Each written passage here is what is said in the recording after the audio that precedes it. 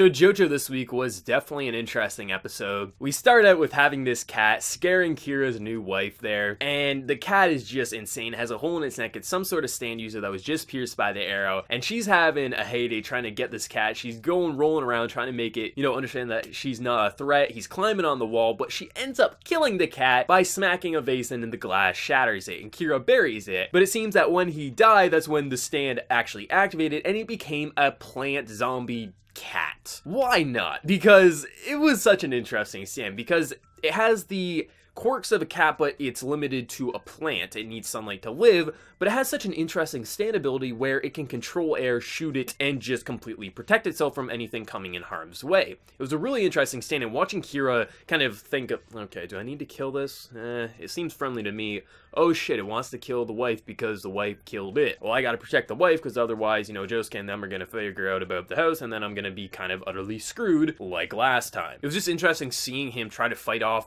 this cat, this stray cat, because his stand can't do shit, because anytime he planted the bomb, he would just use this air and just shoot it away. It was such an interesting stand, and I liked how he ended up stopping it by just throwing a ball, because it still is a cat at the end of the day, so it started playing with it.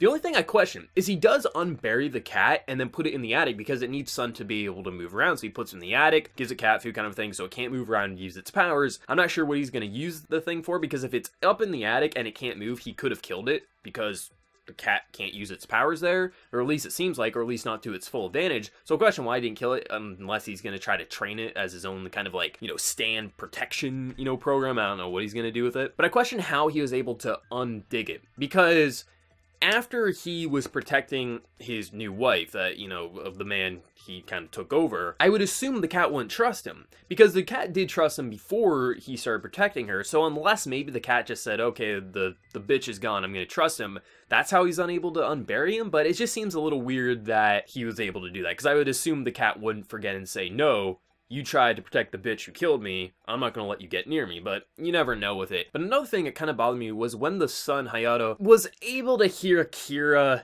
say that he will kill him if he finds out. Because Kira rushes back home when he realizes that he didn't take his hat, meaning he's not at school, and he's kind of being a spy because he's spying on his parents. He knows something's up. He's a little brat, to say the least. I have to say, he's a little brat. Despite Kira being the enemy here, I want Kira to kill him. I just don't like him. But Kira, after he realizes, or he assumes that, the cat was just, lashing around because Hayata just, puts the cat food around there, he says, okay, I'm glad it wasn't him because I would have had to kill him. I would think that Kira would have just said that in his head, he wouldn't actually say that out loud in case the wife might be down, behind him or anything like that. I mean, he's being so careful with everything, yet he says that so openly. And the only reason they did that was so the plot could progress, so now that he knows it, everything can start moving faster. That's why it was done. It was just a little iffy to me. Like, those two things were a little iffy. With how he got the cat, because the cat definitely wouldn't have trusted him, and also with him, just openly saying that. I know people will write, comments saying like, oh, the cat probably did trust him afterwards because he did show compassion to him earlier or something like that, and then him just, assuming that no one was around. Just, it doesn't feel right for his character with being so cautious right now. That's just how I feel. I mean, if you feel differently, by all means you can, but for myself, that was an issue for me. But the episode itself was really cool. Like, I really enjoyed the character design for the cat when it was in plant form. I thought it was really cute, but also deadly at the same time, especially when it's going into like the cannon form. It was really entertaining, and I love just how much even Kira himself is starting to get feelings for this woman. I mean, she fell in love with Kira because he's Kira, not the, the man she actually married. So of course she's gonna fall in love with him because he's just a better person in terms of personality and actually does shit. But even he is like, why am I protecting her? Why am I glad she's not her? Oh, it's just because, Josuke would know about the house because it would be in the news that she died.